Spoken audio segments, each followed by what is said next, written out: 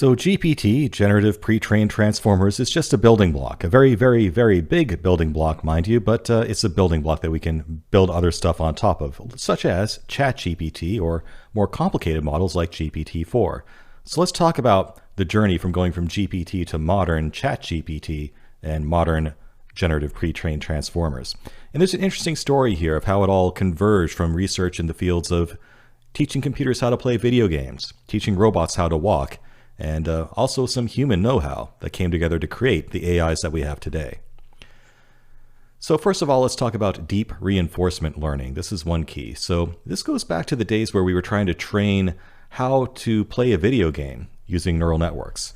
We talked about reinforcement learning earlier in the course, but the idea here is to use a neural network to train reinforcement learning. So fundamentally, if you're playing a game like Pong here, you need to train your paddle as to when it should move up and when it should move down, right? And there needs to be some sort of reward or penalty associated with whether that movement ultimately resulted in winning the game or losing the game, whether or not that motion resulted in getting the ball past your opponent's paddle. So there was an old project where they took every Atari 2600 video game that was ever made, and they tried to train these deep reinforcement learning networks on how to play them successfully and how to win them. And the only inputs were the pixels of the game. Well, technically, it was the difference frame, so they're looking at the actual motion of each pixel from frame to frame. That way they can capture information about where the ball is going in this example. But all it knows is what it sees on the screen. It has no prior knowledge of the rules of the game.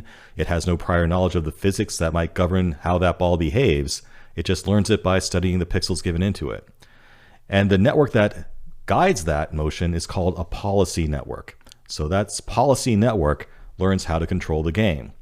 It's just saying, should I move this paddle up or down in my game of Pong right now, given a current state of the rest of the screen? Given these difference frames that I'm given right now, which way should I go?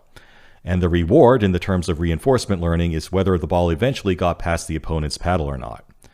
Now, when you think about it, this is an incredibly hard problem, right? Again, it has no prior knowledge of how balls behave and how they bounce off of paddles or even what a paddle is. It's just trying to figure this out from scratch based on the motion that it sees in the game itself and what ultimately happens down the road. And the real problem here is that it can take a while to win a game, right? You can go back and forth for a while before you actually win or lose. So it's hard to say whether any individual discrete motion of your paddle really led to a win or a loss down the road. And the further you get from an actual win or a loss, the less that motion probably had to do with it. So it takes a massive amount of training to get something that actually works here. So one trick for making this work more efficiently is something called policy gradients.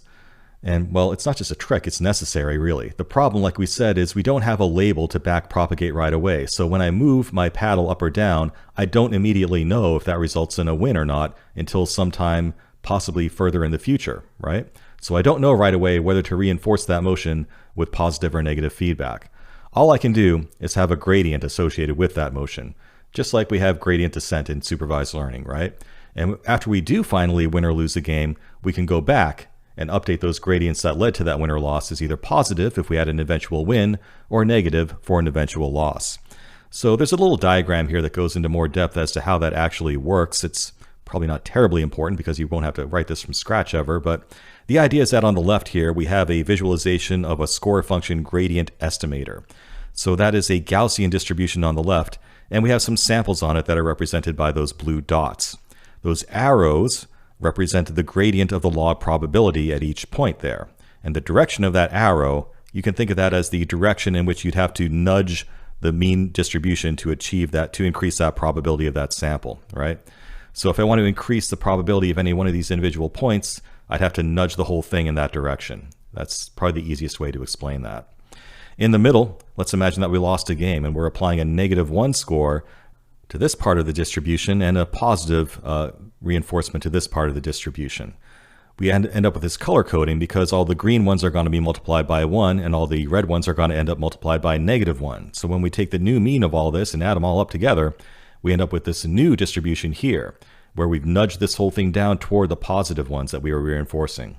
So after that parameter update, everything gets squished down here because the red ones are negative, the green ones are positive, and we end up moving more toward those positive samples. So that's how policy gradients fundamentally work.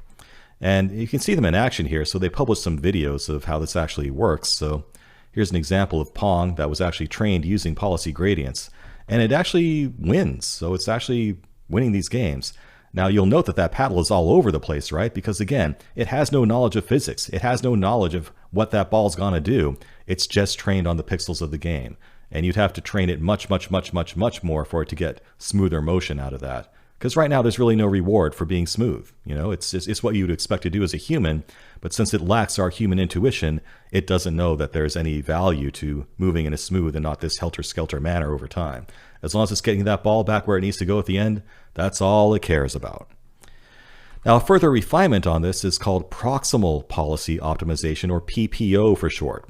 And this comes from the field of robotics and trying to train robots how to walk and how not to get pushed over and things. So the fundamental problem with policy gradients is that they are very sensitive to step sizes and they're not very efficient. So applying this to larger scale problems like robotics becomes problematic. So that's where PPO, Proximal Policy Optimization, comes into play. The key insight here is that it uses a concept of the distance between two probability distributions. That's the proximal part of it, right? And it uses an algorithm called Kullback-Leibler divergence to compute that distance. Just fancy words there for saying that we're computing our policy optimization on a proximal basis based on the distance between these probability distributions. And there are some further variants on this that simplify some of that math out. But the important thing is that what this ends up with is compatible with stochastic gradient descent. So it's all differentiable. And you can tune it more easily because it's really no different from another neural network at this point. So what does all this have to do with ChatGPT? Well, ChatGPT is building on top of GPT, whatever it is, using something they call reinforcement learning from human feedback. So reinforcement learning is a big piece of what's going on here in training GPT how to be conversant and how to actually talk to you. GPT itself has been fine-tuned using proximal policy optimization, PPO, and deep reinforcement learning. So we're using that same deep reinforcement learning techniques that we learned by training computers how to play video games, and the same PPO algorithms that we use to train robots how to walk in order to fine-tune how GPT works. So we'll dive into how that works next.